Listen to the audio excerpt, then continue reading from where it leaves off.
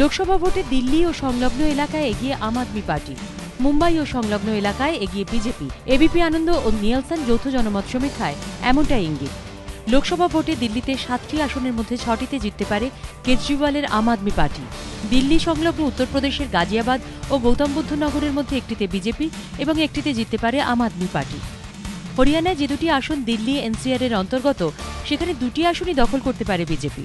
অর্থাৎ দিল্লি এনসিআর এর 11টি আসনের মধ্যে আম আদমি পার্টি 7টি এবং বিজেপি 4টি আসন পেতে পারে। এবার দেখে নেওয়া যাক মুম্বাইয়ের ছবিটা। এবিপি আনন্দ ও নিয়েলসন যৌথ জনমত সমীক্ষা অনুযায়ী মুম্বাইয়ে বিজেপি শিবসেনা জোট 4টি আসন এবং কংগ্রেস এনসিপি জোট ও আম আদমি পার্টি একটি করে আসনে জয়লাভ করতে পারে।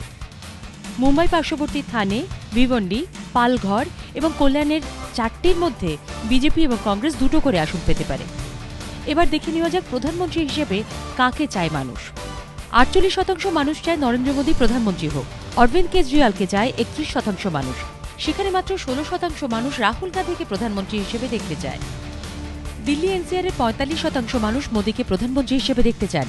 কেজরিওয়ালের পক্ষে 42% মানুষ আর মাত্র 11% মানুষ চায় রাহুল গান্ধী প্রধানমন্ত্রী হোক। মুম্বাই ও সংলগ্ন এলাকার 51% মানুষ চায় পরবর্তী প্রধানমন্ত্রী হোক মোদী। কেজরিওয়ালকে চায় 18% মানুষ।